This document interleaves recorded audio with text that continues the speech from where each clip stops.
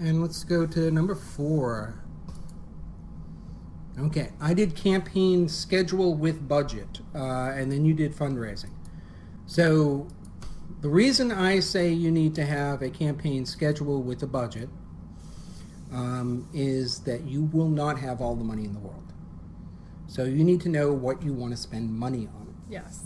So scheduling out what mailers you want to do, what videos you want to do, if you want to go on TV, if you want to do radio. Yep, any advertising. Any campaign staff you want to have, you need to sit down and plan that out in advance. Yes. And then do the fundraising to match that. Yes. I always point out campaigns have a great going out of business sale. If you've got any money left in the bank at the end, you did something wrong. Yes. Most times you're barely coasting across the finish line. And that's right. And you bring up Absolutely fundraising. right. That's a huge deal.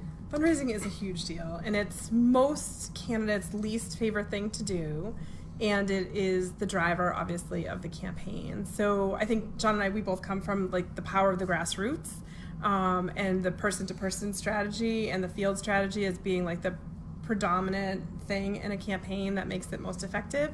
But none of that works without money, and so there is a real part of it that has to get done, and that's asking your family and friends. Like, that's usually the first step, is making a list of 100 people that you know that are your friends and family, and calling them and asking them to start seeding your campaign.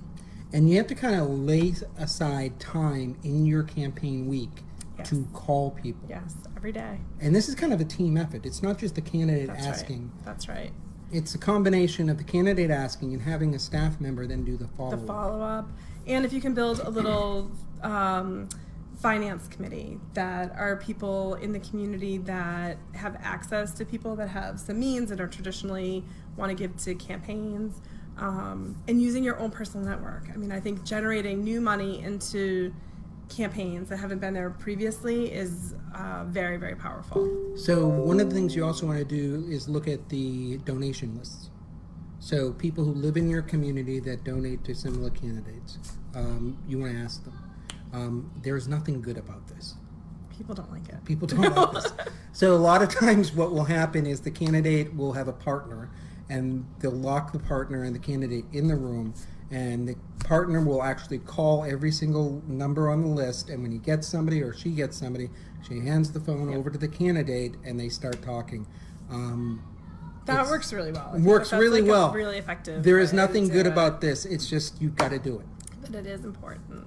Just so you have all the options to do. Because you get to the end, you have no money. There's nothing you can do. Campaign that you can. Yeah. Best candidate in the world is not going to be able to finish if they have an empty bank account.